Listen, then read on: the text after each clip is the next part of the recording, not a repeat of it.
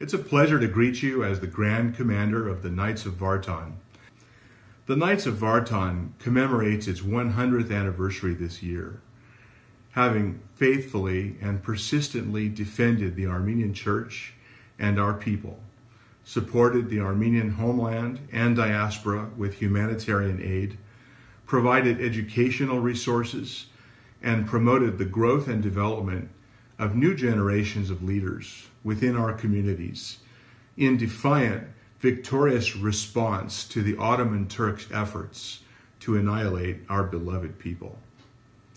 On the threshold of our second century of service, we pay our respects to our victorious past and gaze forward upon our bright future, which is our opportunity to serve our people from here in the United States and in partnership with our homeland and independent Armenia. We embrace eagerly the opportunity to use the newest resources, communication technologies, initiatives, opportunities, and methods to expand our mission to uplift and sustain our people in every way.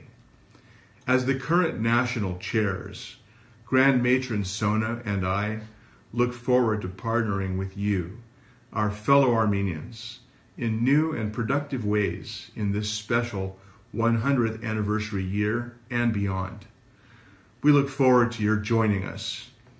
We are online at www.kofv.org for you to explore our mission and activities further.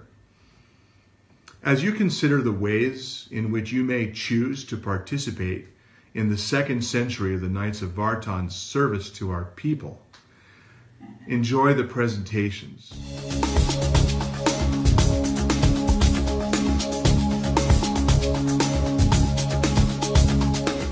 The Knights of Vartan is a brotherhood of Armenian leaders in the community.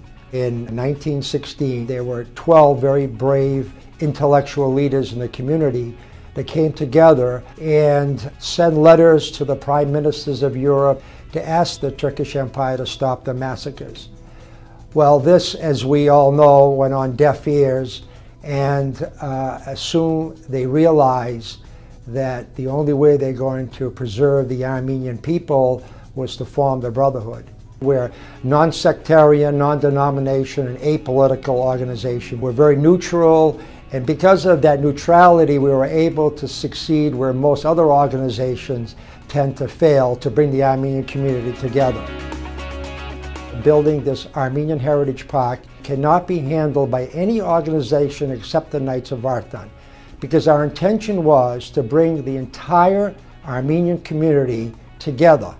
We ended up close to 40 different organizations and churches were part of this committee, and after 6 years of hard work, we have finally succeeded.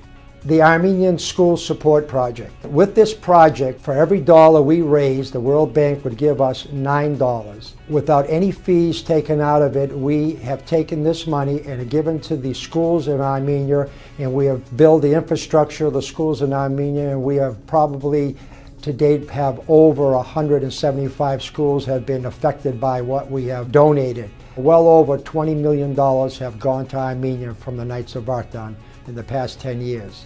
The Armenian Tree Project has approached me about raising money to build up a community and a village in Armenia who has no economy at all. And the Armenian Tree Project now would like to plant fruit trees in that village to build up their economy. Most of the local lodges have scholarships that they give to their local community. On the national scheme, we have 6 districts in the country, so we give out scholarships to all those 6 districts. And we try to pick an Armenian that has the credentials, that has done well in school, to give them an opportunity to further their education. That's a very, very, very important part of what we do. And I want to thank the Knights and Daughters of Vartan for hosting this commemorative program each year. It is a commitment to never, ever forget. The Knights of Vartan have been involved with the Times Square genocide commemoration for over 30 years. Times Square is closed, and we have survivors there of the genocide. We commemorate in a large scale. We have politicians.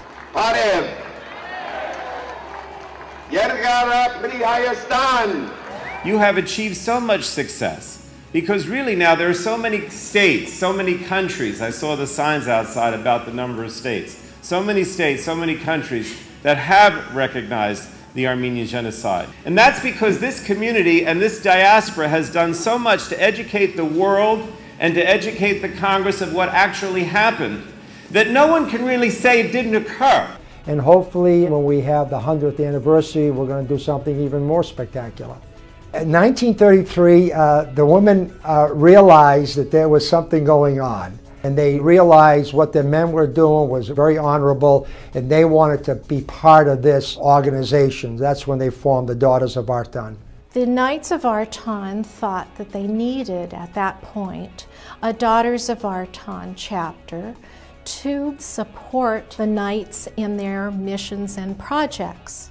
We have chapters in 21 cities throughout the United States and Canada with a membership of 1,115 and growing. We are attracting wonderful Armenian women of the communities that are involved in politics, universities as professors, and various areas of professional life. We have the Armenian Bone Marrow Donor Registry, women's health clinics. We have eye clinics that give the Armenians in Armenia quality of life. The students of Armenia are so willing and able to learn that we are so happy to provide a comfortable learning environment for these children to expand their minds to become leaders of Armenia. We hope one day to see these children in the hospitals, in the schools, to expand Armenia's wealth of knowledge and creativity. As a member of the Daughters of Vartan, I have met so many young Armenian women that I would have never met before, locally and internationally. And these acquaintances have become deep friendships. We have bonds that bind us through our history, through our culture, through our language, through our everyday life as Armenian women. This is a great organization, and I encourage leaders in the Armenian community that have a unique interest in trying to help the community to join the Knights and the Daughters of Vartan.